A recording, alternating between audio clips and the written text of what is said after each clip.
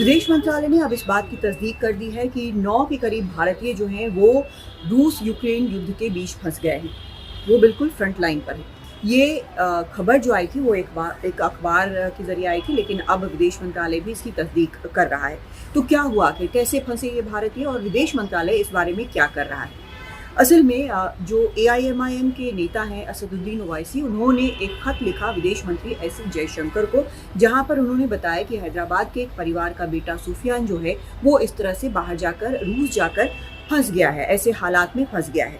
इसके परिवार ने उनसे गुजारिश की थी कि वो विदेश मंत्रालय से बात करें और ये उन्हीं के कहने पर खत जो है असदुद्दीन ओवैसी ने लिखा और मदद की गुहार लगाई। कैसे हुआ ये? असल में कुछ ट्रैवल एजेंट्स ने नौकरी का झांसा दिया, कहा कि वहाँ पर सपोर्ट स्टाफ के तौर पर वो काम कर सकते हैं और इसी झांसे में वो रूस चले गए। लेकिन वहाँ पर जो कॉन्ट्रैक्ट उन्होंने साइन किया वो असल में रूसी भाषा में था, जो इनकी समझ में नहीं आया। जिस कॉन्ट्रैक्ट पर उन्होंने साइन किया उसके बाद ये बताया जाता है कि उन्हें मिलिट्री ट्रेनिंग दी गई और उसके बाद सपोर्ट जॉब के बजाय उन्हें लड़ने के लिए फ्रंट पर भेज दिया गया और इस तरह से वो रूस यूक्रेन युद्ध के बीच में फंस गए। अब परिवार जो है वो ट्रैवल एजेंट्स के खिलाफ सख्त कार्रवाई की मांग कर रहा है। कह रहा है कि भारत जो है वो इन सभी को बचाकर उनके बेटे को बचाकर लाए और सभी भारतीयों के बारे में भी चिंता ज़रूर है।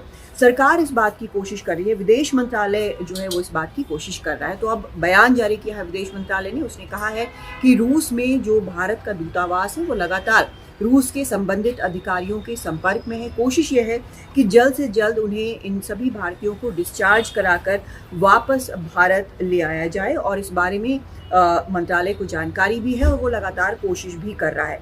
लेकिन उन्होंने ये भी कहा है कि भारतीय नागरिकों को सावधान रहना चाहिए, आगाह किया है। कहा है कि इस युद्ध से हर प्रकार से दूर रहें और ये युद्ध जो है अब तीसरे साल में प्रवेश कर रहा है और रोज़ इस भयानक होता जा रहा है और फ्रंट पर होना निश्चित तौर पर खतरे की बात है। तो कोशिशें लगातार जारी हैं, लेकिन ऐसे ही जो ट्रैवल एजेंट्स हैं उनके कारण कई भारतीय आज रूस में फंसे हुए हैं, ऐसे ही कई और जगह पर फंस जाते हैं और ये जो है इस मामले में ट्रैवल एजेंट्स के मामले में बेहद सावधानी की भी ज़रूरत है। लेकिन देखते हैं कि कब कितनी जल्दी ये जो भारतीय रूस यूक्रेन युद्ध के बीच में फ्रंट लाइन पर फंसे हैं वो भारत वापस आ पाते हैं। दिल्ली से कादम्बिनी शर्मा, एनडीटीवी इंडिया।